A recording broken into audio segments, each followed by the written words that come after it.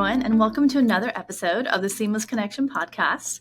I have with me here today Dr. Liz Kuo, and I'm thrilled she's been able to join me because she's not only a practicing physician, she's also a health tech founder and currently serving as Chief Commercial Officer at Everly Health, as well as a book author of Digital MD, a podcast host, a regular lecturer at Harvard Med School, and a member of the Mass General Brigham Innovation Board, among many other opportunities and roles that she plays. Liz, I really appreciate that you found some time to fit our conversation into your busy schedule. Thank you so much for having me. I'm glad to be here. Thanks. I'd love to kick off the question today with something that I ask everyone on my show, which is what inspired you to pursue a career in medicine? And actually, funnily enough, I don't think we touched on this before, but we actually, I think we're at Stanford at the same time. So when you were doing your hum bio, I was doing my CS and my international relations. So I'm sure we've got some mutual friends in there that were, spending some time in the library potentially when you were.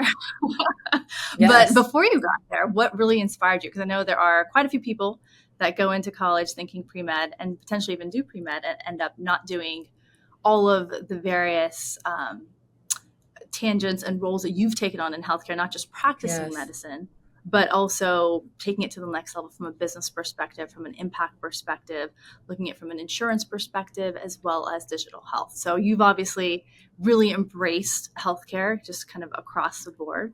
And I'd love to kind of understand what really motivated that for you beyond, it's kind of just a general intellectual challenge. Absolutely. I will say that I started out thinking I would do business. I studied Japanese in high school. That was the thing that you did in the 90s if you wanted to run international businesses. But I was fascinated by the human body when I started doing hum bio. I really liked the hum bio curriculum. It's a human body curriculum that really allows people to think about everything from anthropology to culture to how behavioral health changes the way that we think about pop health. So this curiosity led me to further solidify my passion, not only in medicine, but combining medicine and business. And then the aha moment was technology as it was driven, especially at Stanford, in the Bay Area, just all the things that we were seeing with Google.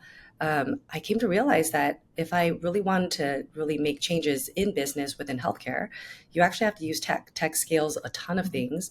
And I think what ended up helping me gear up into this idea of the MD, but the MBA, was that I saw just numerous inefficiencies, even in college when I was working for nonprofits, thinking about the traditional healthcare system. That sparked my interest into really jumping into not only understanding the way that the world works in healthcare, but also thinking about the stakeholders, the ecosystem, who pays for what, how do we eventually get people to change their behaviors. So I can talk all about that anytime you're interested in going down that path. I ultimately do think, though, that I learned early on, even by my parents, to think about just breaking through barriers, thinking about innovation. If everyone's going right, sometimes can you go left? And if everyone is following a certain path, you can even also look at trends and figure out, are there things that you spot early on? So I sort of did that with telehealth. I worked for a company called American Well. Now it's a public company, but at the time it was early stage. No one really talked about telehealth. This is in 2009 when I was an intern there. So ended up eventually working for them. So can talk all about that. But lastly, I will mention that I go into a lot of this personally, even in my own thoughts about I had a stillbirth. I'm very lucky. I now have 3 wonderful children, but I lost a baby at 9 months, full-term pregnancy. And I thought to myself, I would have loved the ability to kind of test things remotely. If I would have understood that the baby's heart rate was dropping, if I would have kind of looked at some of my own symptoms, even as a provider, I became a patient. And that was the first time where I said, I really need to figure out how to not let this happen to other people.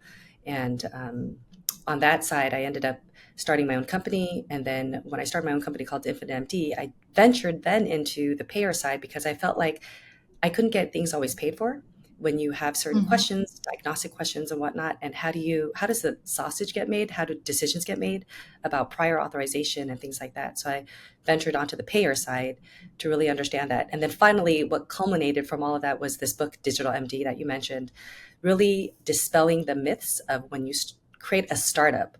What do you need to know about the payer? How do they think? How do you champion things? How do you build your moat into certain areas of business?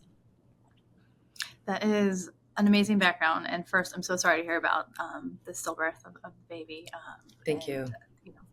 There's nothing There are no words, but it sounds like you've taken a lot out of that, and all your I have. broader life experiences to figure out kind of what's the next step. And it's also logical. Like when I was looking at kind of, hey, what is your background? Where have you come? How did you get to today? I was like, it all makes sense, but I would never put it together in that order.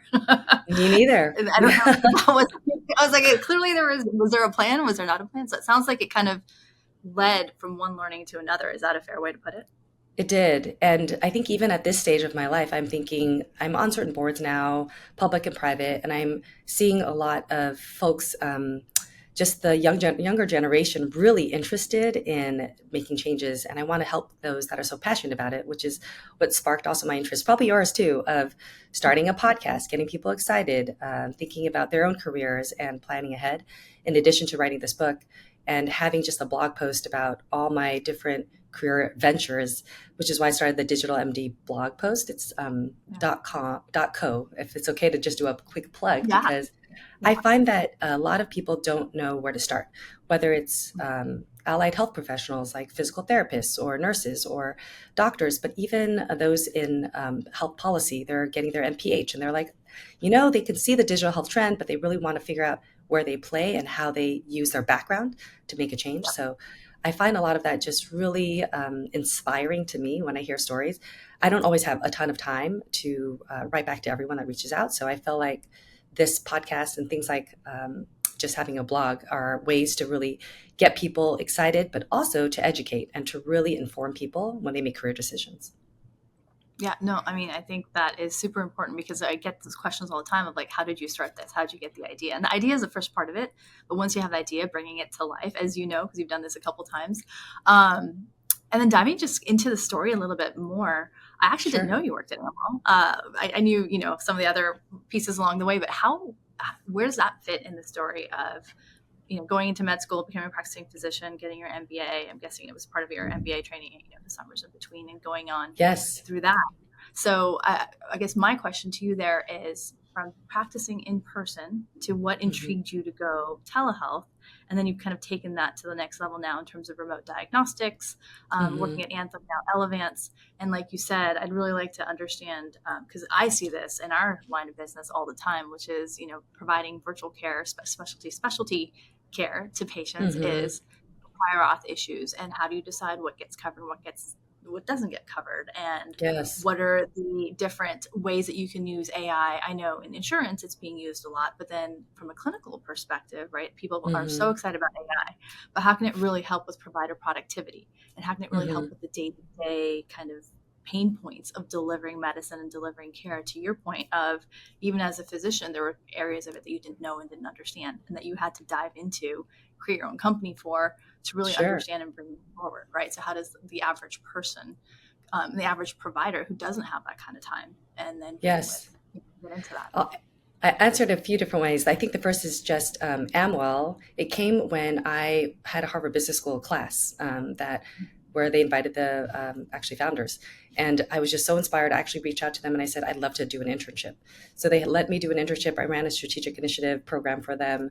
And then what happened was I actually ran another company. I started a company with a friend in China called New Pathway Education. It actually was named after Harvard Medical School curriculum. We Mhm. ended up selling it, and I came back to the States, and I ended up reaching out back to the Amwell both CEOs, and I just said, "Hey, I am a not practicing physician because I left my residency temporarily to run this company, but I know telehealth, and you know me, so I went back to work for them to run their provider network. And at the time, we were selling the network, which was white labeled to WellPoint, which is now Anthem, now Elevance, Mhm. multiple name changes. And so I just got that payer experience of white labeling and building a product that was built for an entire payer ecosystem. And it's just, as you know, sometimes it's just serendipity. Unfortunately, I had the stillbirth, and from there, I was working for Amwell when I decided, I need to start something different and I need to start my own thing again. And I started a second opinion business. And as you know, specialties aren't always covered. Actually, the trend has been a lot more is now. So I'm sure you're, gaining a lot of traction. It's one of those things where sometimes it's about market timing. Amwell took forever, as you know, they've been a long-term company, and just when the market hit with COVID, it just took off.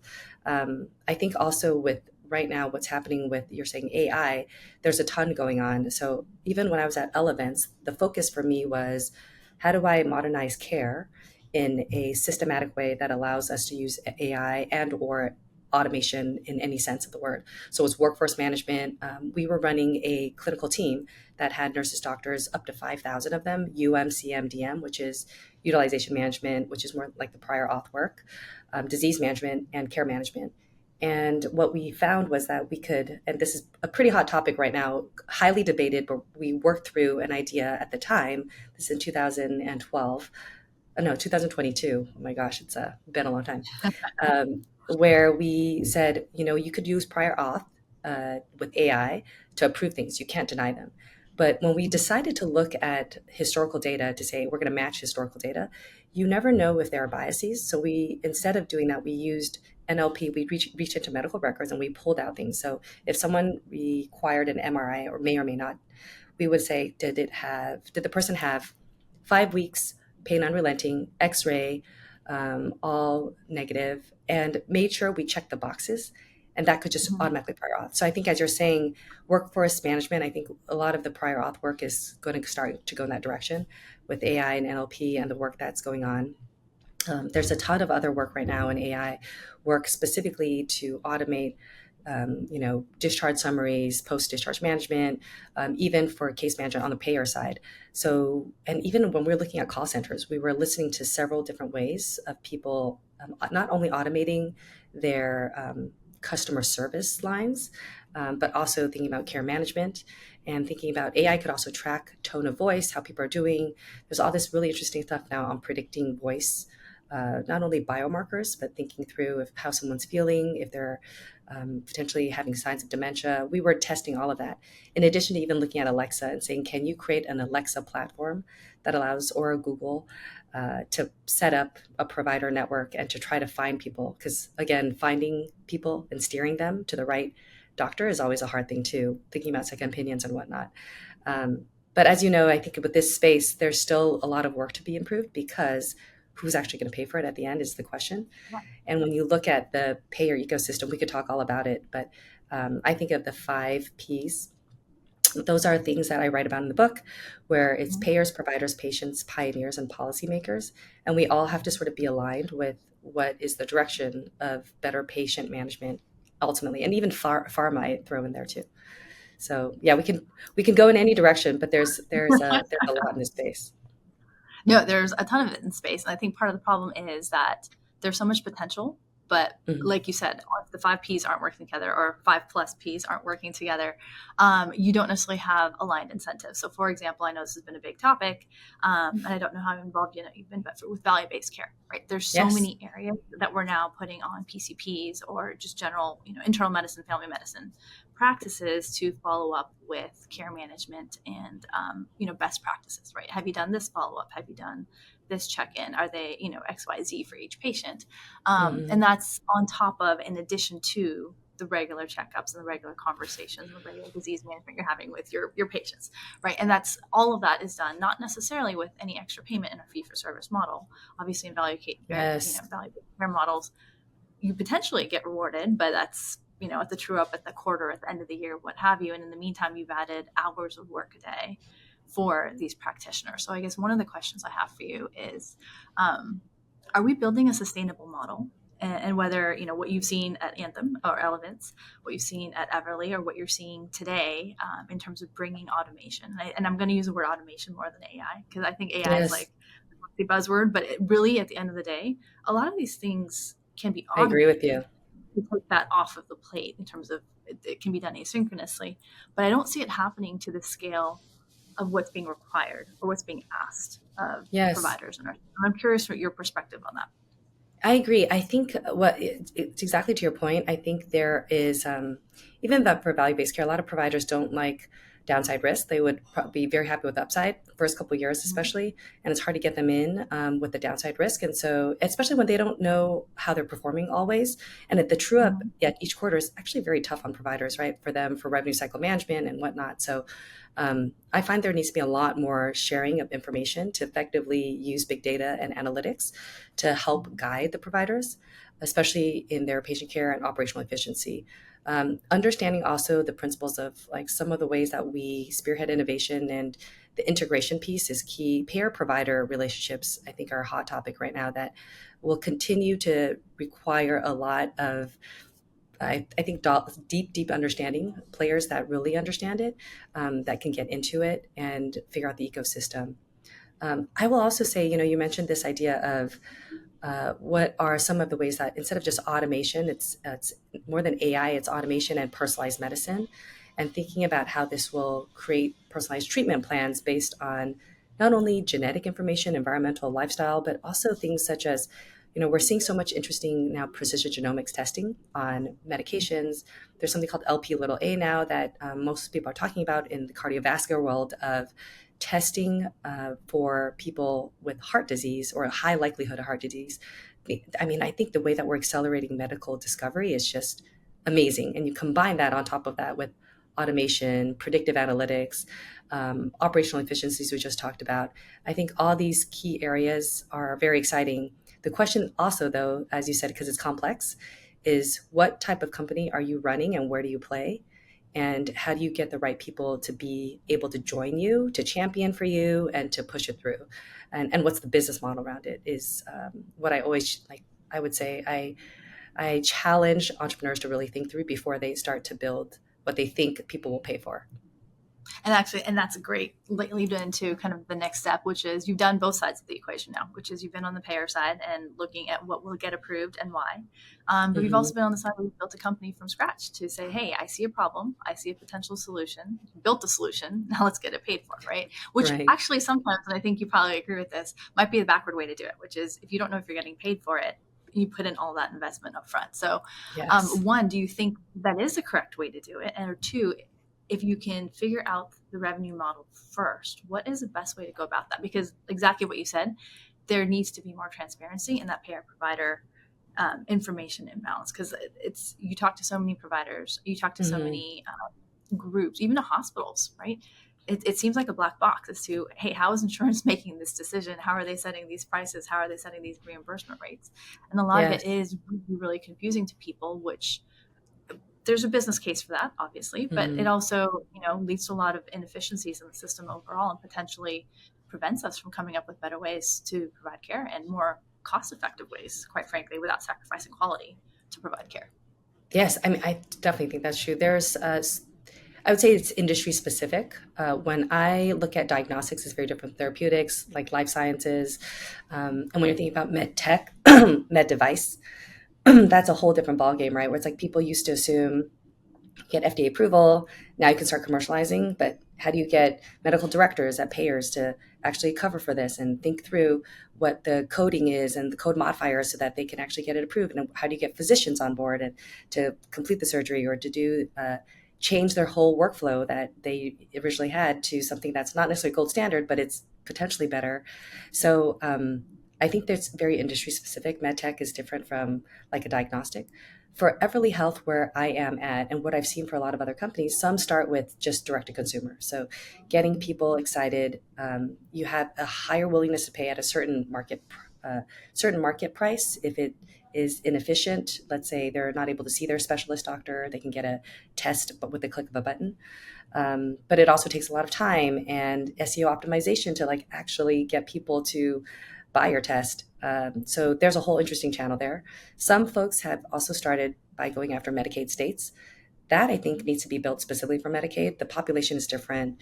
They don't always have cell phone numbers that are predictable. It's hard for payers to always have access to that. So I find when you build things, you have to look at the population specific, and then you think about what commercial segment, the enterprise side, you're looking at to start. Because if you don't, I actually think a lot of times you have this great idea or technology or patent, but if you don't know where to start, how do you build your moat and how do you start Yeah, with getting at least some traction? I think that's the key before you actually try to like take over the bigger market. I completely agree. And when you're looking at it from a care provision model, right? You talked about the Hmm. med tech, about the diagnostics. From a care provision model, where you have providers getting reimbursed on a typical fee for service model, perhaps, or Right. patients claiming those reimbursements. Um, and then you have these step forwards in access to care, and it's long term. and we've talked about this with patient actions, right? Like if I know that if I manage my diabetes today, I won't Yes. have, complications 10, 20, 30 years from now. Am I going to do it? Hmm. And we've done so many studies to show that, that long-term payoff isn't necessarily enough motivation for people to take the more painful actions, or not painful, but, Yes. less fun actions in terms of lifestyle management today. So how do you solve Yes. that problem from a patient, payer, provider perspective today, which is we want providers to do XYZ, right? To do the Hmm. things that need to be done today to prevent future stuff. But if no one's really valuing it in the sense of you're not getting paid for that extra question, extra Yeah. test, extra 20 Yes. minutes with the patient, which doesn't change anything today, but 2 years from now, 5 years from now, it's going to prevent them from having a stroke. Like how do we think about that? How do we, because I don't think the payers are quite valuing that today, right? In terms of the reimbursement that the providers are getting. So how It's do hard we to. get the system, on that same page? Which on one hand they know they need to, but on the other hand they're not. I think a big thing that I would have wanted to know early on that I never knew was the idea of working with actuaries on the payer side with claims data to really Mhm. show that your solution has an ROI within 12 months. And the 12-month ROI, everyone's, I mean, I never even understood it until I worked for a payer. And I was like, ah, the aha moment came there when I said, Uh-huh. okay, so payers, because we have a multi-payer ecosystem, even Medicare Advantage, like people switch from Elevance to Aetna to all these different United, right? So payers don't have an incentive always to see the ROI come back in 4 years. Like a diabetes A1C, let's say, goes from 10 to 9. It may be amazing, 10 to 8, but it takes 3 years. By the time you do all this work, it doesn't really change their book of business, as in the total medical cost for that 12 months was still the same. Then it's hard I for them like to that. justify paying for all of this. Yeah, that's interesting. So it's a 12-month horizon for the specific company, even though from a patient perspective, the It patient is. costs very different. Okay. And it's unfortunate that it's short-sighted, but it does happen. I will say employers, especially the self-insured employers, maybe have a 3-year horizon. It's a bit longer. They want the stickiness, they want to improve productivity, so they're more likely to take on some digital health apps and other kind of opportunities, especially because they get to choose what's actually covered and what's not, and they work with their TPAs and their different kind of payers. But from the fully insured, which is sort of the majority of book of business, when everything is all bundled in to one, payers actually think in the 12-month ROI. And if I would have known that, I would have just worked with actuaries day and night to try to figure out how do you prove a solution that works for the, let's say, whatever it is. Even for example, we have our tests that we can do a heart health test and a kidney test. Right now we have one that allows for the patient to diagnose what they have early, get on a drug, have treatment, and then be able to, within 12 months, actualize that ROI.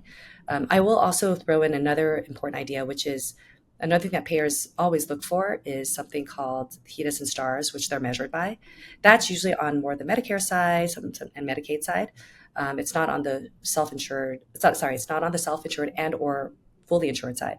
But those are requirements, right? There's something called CAP scores, and they get measured on it, and the government funds them. There's also other things called risk adjustment. There's a ton of these little nuances where payers have a willingness to pay for things, but you have to basically be in that space and to really improve either their stars or their HEDIS or other things in order for them to be interested. If it's not regarding the 12-month ROI and it's something else that they need to cover. No, I mean, and that is so key. And even for someone like me that's been in the industry and worked with payers, like a lot of what you just said, I was like, I knew that, but I didn't put it all together the same way that you just said, which is like it's a 12-month ROI, which makes complete sense when you think about how often patients switch insurance. But thinking Hmm. about it from a payer perspective of when they're making decisions on what to pay and how to pay and what to approve, puts Hmm. it all in perspective. So I know that's a great piece of advice. As we come up on time here, and I wanted to kind of wrap up with kind of what we've talked about today is all the different ways and all the different complicating factors that go into creating a successful business, keeping in mind that at the end of the day, the key players are these 5 Ps that you mentioned. Yes. But obviously the key ones there being patient, provider, and payer, and figuring out what are their motivations behind it. It sounds like Hmm. it's kind of the underlying commonality, right? What are the motivations to get people to act the way you want them to act? And therefore, at the end of the day, hopefully, financially be incentivized the same way that you want them to be clinically acting. So, That's right. anything else you want to summarize in terms of? I know you're a big proponent of embracing digital health. There's so many Mm. different ways to do it, and obviously, 30 minutes is not nearly enough time to go into all the different ways. What are you most excited about looking forward, knowing that there are all of these, you know, areas of roadblocks, all these new inventions and new ideas coming forward from new, clinical health leaders and founders. Um, what are you most excited about seeing for that on your board that you've kind of already seen and kind of taking it to the next level? And what are you most excited about for the future in terms of potential as people look forward to Sure. what they can do? I think the personalized medicine part, we talked about pharmacogenomics, the way that you can create like predictive, and in the book, I also call it the 5 Ps of automation, AI, transformation work, which is more personalized, predictive, also prescriptive, right? Because you can do all these really interesting diagnostics, but if it doesn't change healthcare management, it's not really that Mhm. useful. Like if I know I have 3 times more Alzheimer's risk than somebody else, doesn't really change how I get screened. So if there's something that's more prescriptive, like actually you should be screened and XYZ is the reason for total medical cost reduction, which we talked about later, then payers will perk up. So thinking through those things, I think is really key, especially as we're changing the way that we think about how we consume healthcare. So I'm excited about that. I also love the provider side of assisting clinicians in making more informed decisions. There's all this great work that I'm excited about with automation of administrative tasks. So looking forward to all of that, helping providers who are overburdened already, getting to the next level and supporting their patients more. I'm so excited to be working alongside you in kind of pushing forward that mission, and I'm looking forward to catching up again once you're back in country. Sounds great. Thank you for having me.